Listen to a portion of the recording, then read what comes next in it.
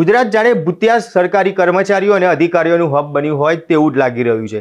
પહેલાં તો ગુજરાતમાં ભૂતિયા શિક્ષકો આવ્યા, ત્યારબાદ ભૂતિયા અધિકારીઓ અને એક ઘટતું હતું તો ત્યારબાદ ભૂતિયા યુનિવર્સિટી છે તે પણ ગુજરાતમાં મળી આવી હતી અને હવે બાકી રહેતું હતું તો ભૂતિયા ડૉક્ટરો પણ ગુજરાતમાં મળી આવ્યા છે કે જ્યાં ડૉક્ટરો સરકારી હોસ્પિટલમાં તેમનું નામ તો બોલે છે પરંતુ ત્યાં ડૉક્ટરો હાજર નથી રહેતા, જેના કારણે ત્યાંના જે દર્દીઓ છે તે દર્દીઓને હાલાકી વેઠવાનો વારો આવ્યો છે। ત્યારે કઈ જગ્યાએ આ ભૂતિયા ડોક્ટરો મળી આવ્યા છે તે વાત કરીશું આ વિડીયોમાં। નમસ્કાર, હું મયુર મેવાડા, આપ જોઈ રહ્યા છો નિર્ભય ન્યૂઝ।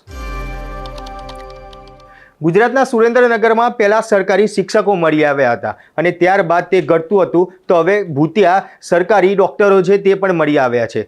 સુરેન્દ્રનગરની જે સિવિલ હોસ્પિટલ છે તે સિવિલ હોસ્પિટલમાં 8 એવા તબીબો છે કે જે છેલ્લા કેટલાય સમયથી ગુમ થયેલા છે।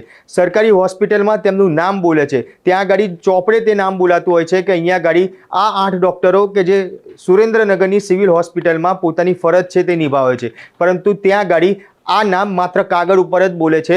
ત્યાં ગાડી તપાસ કરતા આવા કોઈ જ ડૉક્ટરો પોતાની ફરજ ઉપર ન આવતા હોવાનું ધ્યાનમાં આવેલું છે।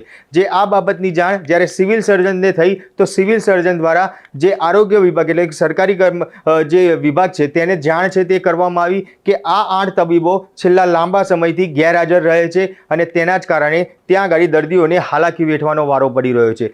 સુરેન્દ્રનગરની સિવિલ સર્જનના આરોગ્ય વિભાગને આ અંગેની જાણ કરવામાં આવી। સુરેન્દ્રનગરની મુખ્ય સિવિલ હોસ્પિટલમાં જે દર્દીઓ છે ત્યાં મોટી માત્રામાં સારવાર અર્થે આવતા હોય છે અને અત્યારે હાલ ત્યાં ગાડી જે આ 8 ડૉક્ટરોની ગેરહાજરી હોય છે તેના કારણે દર્દીઓની લાંબી લાઈનો છે તે પણ જોવા મળતી હોય છે। ત્યારે આ પ્રકારની ગંભીર બેદરકારીના કારણે દર્દીઓને હાલાકી વેઠવાનો વારો છે તે પણ આવ્યો છે। ડૉક્ટરોની ગેરહાજરીના કારણે ત્યાં દર્દીઓને ઘણી મુશ્કેલીઓનો સામનો કરવો પડે છે। સુરેન્દ્રનગરની સિવિલ હોસ્પિટલમાં ઘણા બધા દર્દીઓ બહારથી ઇલાજ કરાવવા માટે આવતા હોય છે।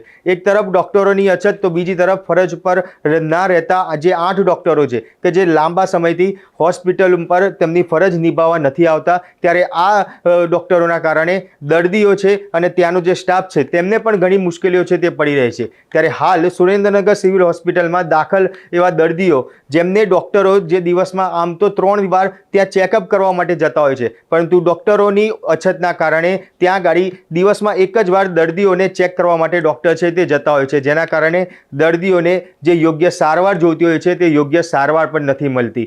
ત્યારે આવા ડૉક્ટરોના સામે સરકાર અને આરોગ્ય મંત્રી ક્યારે યોગ્ય પગલાં ભરશે? આમ તો જ્યારથી ગુજરાતમાં જે ભૂતિયા શિક્ષક એટલે કે જે શિક્ષકો ગુમ થયેલા છે તે સામે આવ્યું છે ત્યારથી જ તમામ સરકારી વિભાગોમાં આ પ્રકારના જે અધિકારીઓ છે કે જે લાંબા સમયથી જે રજાઓ ભોગવી રહ્યા છે તેમનું લિસ્ટ છે તે બહાર સરકારે માગેલું છે અને આ આંકડા જે અત્યારે સામે આવ્યા છે તેના કારણે કદાચ સરકારની જે આંખો છે તે પણ ચાર થઈ ગઈ છે, કારણ કે એવા ઘણા બધા અધિકારીઓ અને કર્મચારીઓ છે કે જેમના નામ સામે આવ્યા છે કે જે લાંબા સમયથી જે સરકારી રેકોર્ડ ઉપર તેમના નામ બોલે છે કે આ જગ્યા ઉપર આ વ્યક્તિ નોકરી કરે છે, પરંતુ ત્યાં ગાડી તે હાજર જ ના હોય કે લાંબા સમયથી રજા છે તે ભોગવી રહ્યા હોય, કાં તો પછી કહ્યા વગર સરકારને જાણ કર્યા વગર ક્યાંક વિદેશ જતા રહ્યા હોય। ત્યારે આવા લોકો સામે હવે સરકાર ક્યારે યોગ્ય પગલાં ભરશે? કારણ કે જે શિક્ષકોની વાત કરવામાં આવી કે ગુમ શિક્ષકો છે તેમની સામે સરકાર હવે યોગ્ય કાર્યવાહી કરશે, પરંતુ આ કાર્યવાહી ક્યારે થશે તે કોઈ ચોક્કસ નક્કી નથી। ત્યારે એ જ પ્રકારે જો આ ડૉક્ટરોની વાત કરવામાં આવે તો આ ડૉક્ટરો સામે પણ ખરેખર સરકાર કોઈ કાર્યવાહી કરવા માગે છે ખરી? અને જો કરવા ખરેખર માગતી હોય તો તેમને કોઈ યોગ્ય કાર્યવાહી કરી અને સરકારે દાખલો બેસાડવાની ખરેખર જરૂર લાગી રહી છે। ત્યારે કહી શકાય કે હજી પણ ગુજરાતમાં એવા અનેક શિક્ષિત બેરોજગાર લોકો છે કે જેમને સરકારી નોકરી ખરેખર કરવી છે તેની જરૂર છે, પરંતુ આવા લોકો કે જે સરકારી નોકરી ઉપર હોય છે અને ત્યાં પોતાની ફરજ નિભાવવા નથી આવતા તેમની સામે જો સરકાર કાર્યવાહી કરે તો જે બેરોજગાર લોકો છે તેમને સરકારી નોકરી મળી શકે અને ખરેખર સરકારના જે કામ થવા જોઈએ કે સરકારના નામે જે કહી શકાય કે પબ્લિકને જે કામ થવા જોઈએ કે જે અત્યાર સુધી થતા નથી તે કામ થઈ શકે તેવા લોકોને નોકરી આપવાની જરૂર છે। ત્યારે હવે આ સરકારની આંખો ક્યારે ખુલશે તે તો આગામી સમયમાં જોવાનું રહ્યું। ત્યારે સુરેન્દ્રનગરમાં જે આ ભૂતિયા ડૉક્ટરો મળી આવ્યા છે તે વિશે આપ શું કહેશો તે કોમેન્ટ બોક્સમાં જરૂરથી જણાવજો અને અમારી નિર્ભય ન્યૂઝ ચેનલને લાઇક, શેર અને સબસ્ક્રાઇબ કરવાનું ભૂલશો નહીં। આભાર।